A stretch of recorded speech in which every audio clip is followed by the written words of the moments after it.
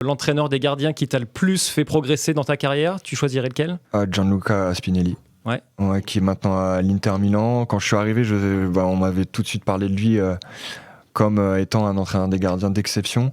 Et c'est vrai que autant sur le terrain que humainement, je l'ai trouvé extraordinaire. Une technique, je pense, très italienne, que j'ai pas forcément connue moi avec mes années de centre de formation française. Une technique de plongeon totalement différente. Et une fois que tu es ouvert à ces nouvelles choses, parce que même quand je suis arrivé à Paris, je crois que j'avais 29 ans, donc tu arrives dans un âge où voilà, tu arrives entre guillemets en fin de progression. Non, en fait, il n'y a pas d'âge pour progresser, et c'est vraiment là que je l'ai vu.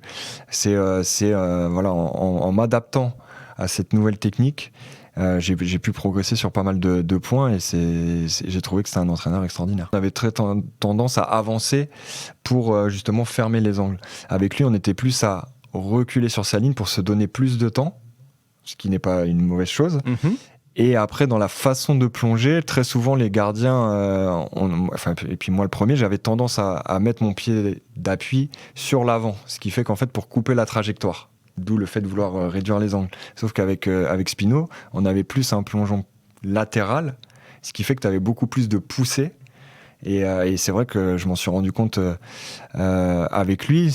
La technique que j'avais de base de plongeon fait que, ok, tu coupes la trajectoire, mais du coup, vu que tu vas au ballon, le ballon arrive plus vite à toi. Alors que dans l'autre sens, tu prends plus de place et tu as un peu plus de temps pour intervenir.